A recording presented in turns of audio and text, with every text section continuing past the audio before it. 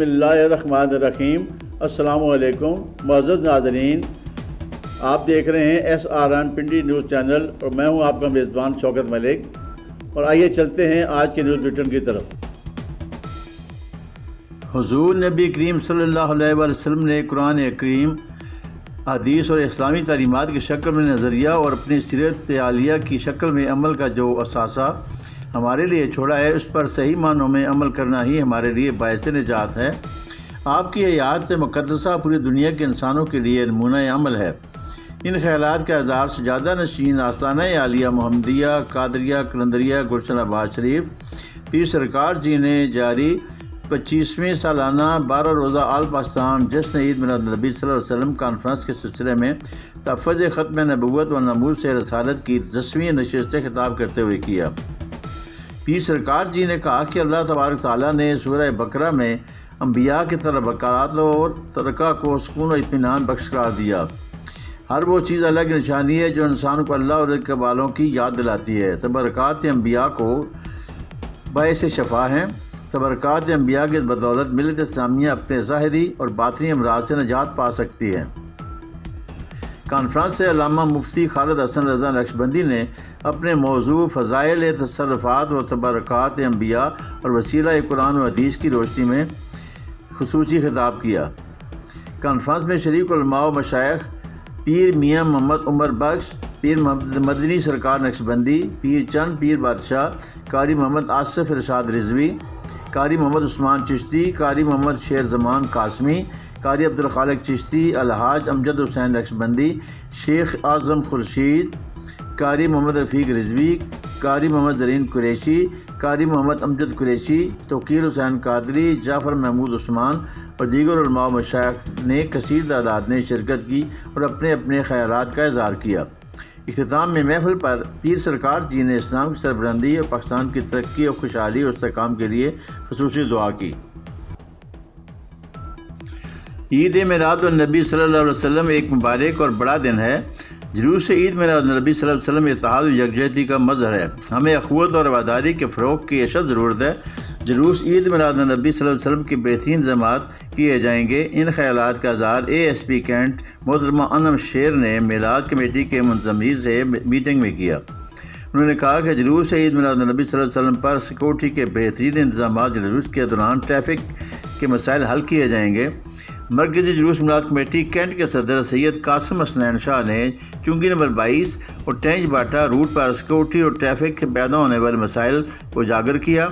ناظم اطلاعات محمد عامر صدیقی نے کہا کہ ہماری ٹریفک مسائل کے حوالے سے DSP کینٹ سجاد اور امید سے دوران جلوس ٹریفک سے پیدا ہونے والے خلل پر تفصیلی گفتگو ہوئی ہے۔ انہوں نے ہر ممکن اقدام اور جلوس کی تسلسل کے لیے ممکن تعاون کرنے کی یقیندانی کرائی ہے۔ میٹنگ سے علامہ شکور علی قادری، علامہ شاہد منصور چشتی، علامہ سلمان عطاری، ملک عبد الرؤوف، نوید نثار شیخ، شیخ صغیر احمد، طارق محمد نقی، یاسر بشیر اور ویس الرحمان قادری، شمائل قادری اور دیگر نے بھی اپنے اپنے علاقے میں جلوس کے حوالے سے درپیش مسائل سے آگاہ کیا۔ محترمہ ASP نے یقین دہانی کرائی کہ انتظامیہ آپ کے ساتھ مل کر کام کرے گی اور درپیش مسائل کے حل کے لیے ہر موقع پر اور فوری اقدامات اٹھائیں گے اور جلوس عید میلاد النبی کو شان و شوکت سے نکالنے کے لیے آپ کے شانہ بشانہ ہوں گے۔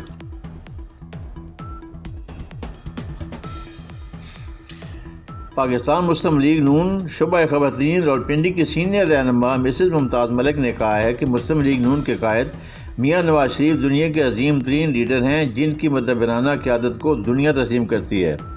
میاں نواز شریف نے اپنی جان، اپنی حکومت اور اپنے خاندان کے افراد کی زندگیاں داؤ پر لگا کر امریکی صدر کے شدید دباؤ اور $100 ارب کی پیشکش ٹھکرا کر 6 ایٹمی دھاکی کر کے پاکستان کو دنیا کی 7ویں عالم اسلام کی پہلی ایٹمی قوت بنایا۔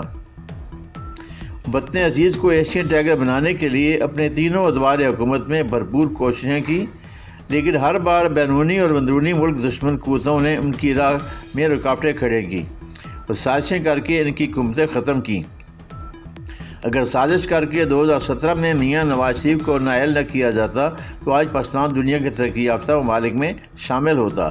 ان خیالات کا اظہار انہوں نے گزشتہ روز خواتین کارکن کی میٹنگ کرتے ہوئے خطاب کرتے ہوئے کیا۔ انہوں نے کہا کہ پاکستان کو اب ایک بار پھر میاں نواز شریف کی پہلے سے زیادہ ضرورت ہے، کیونکہ وہی پاکستان کو درپیش تمام بحرانوں اور چیلنجوں سے نکالنے کی صلاحیت رکھتے ہیں اور قوم کو ان کی آمد کا بے چینی سے انتظار ہے۔ انشاءاللہ 21 اکتوبر کو جب میاں نواز شریف پاکستان آئیں گے تو قوم ان کا فقیر المثال اور شاندار استقبال کرے گی۔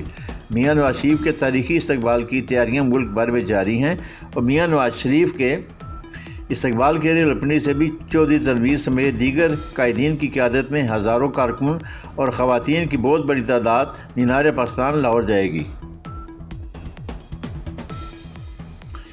پاکستان مسلم لیگ نون شعبہ خواتین راولپنڈی کی رہنما اور سابق ارکان قومی اسمبلی بیگم طاہرہ اورنگزیب، جنرل سیکرٹری سیما جنانی نے سابق رکن پنجاب اسمبلی اور سینئر نائب صدر راولپنڈی بیگم تحسین فواد کی جانب سے میاں نواز شریف کے استقبال کی تیاریوں کے سلسلے میں منعقد کیے گئے اجلاس سے خطاب کرتے ہوئے فواد تحسین کو خراج تحسین پیش کیا اور کہا کہ میاں نواز شریف وطن عزیز کی تقدیر بدلنے کے لیے واپس آ رہے ہیں۔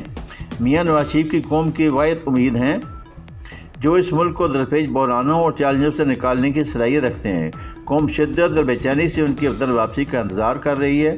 دنیا دیکھے گی کہ 21 اکتوبر کو قوم تاریخی شاندار اور فقیر استعمال کرے گی اور مخالفین کی ایک بار پھر نیندیں حرام ہو جائیں گی۔ مسلم لیگ نون شعبہ خواتین راولپنڈی کی خواتین کارکن جس طرح ماضی میں ہر موقع پر اور مشکلات میں ہر قسم کی جدوجہد قربانی دینے میں ہر اول دستے کا کردار ادا کرتے رہی ہیں، اسی طرح اب بھی اپنے محبوب قائد میاں محمد نواز شریف کے استقبال کے لیے بھی ہر اول دستے کا کردار ادا کریں گی۔ اس موقع پر خواتین کی کثیر تعداد نے 21 اکتوبر کو راولپنڈی سے مسلم لیگ شعبہ خواتین کے ہزاروں رہنما اور کارکنوں برد رہنما اور کارکن شانہ بشانہ ایک بڑے جلوس کی شکل میں میاں نواز شریف کے استقبال کے لیے لاہور جائیں گی۔ اس سلسلے میں لائحہ عمل طے کر لیا گیا ہے۔ پنجاب آرٹس کونسل میں جشن عید میلاد النبی کے سلسلے میں نعت و قرأت اور تقریری مقابلے ہوئے۔ مقابلوں کے مہمان خصوصی ڈائریکٹر آرٹس کونسل وقار احمد تھے۔ قاری محمد ذیشان حیدر، قاری محمد زبیر چشتی اور قاری محمد عامر حسینی نے مقابلوں میں ججز کے فرائض سر انجام دیے۔ وقار احمد نے اس موقع پر کہا کہ حضور اکرم سے محبت ہمارے ایمان کا حصہ ہے۔ نبی کریم صلی اللہ علیہ وسلم رحمۃ اللہ عالمین بن کر تشریف لائے۔ حضور نبی کریم صلی اللہ علیہ وسلم سے محبت اور سیرت کو زیادہ سے زیادہ جانیں اور اپنی زندگیوں میں آپ کی تعلیمات کو شامل کریں۔ اپنے ہر عمل کو قرآن و سنت کے مطابق بنائیں۔ اس سے نہ صرف ہمیں دنیاوی زندگی میں کامیابی ملے گی بلکہ وہ آخرت کی زندگی میں بھی کامیابی ملے گی۔ حضور صلی اللہ علیہ وسلم نے امت مسلمہ کو احترام انسانیت کا درس دیا ہے۔ آپ صلی اللہ علیہ وسلم کو اسوہ حسنہ کامیابی کی ضمانت ہے۔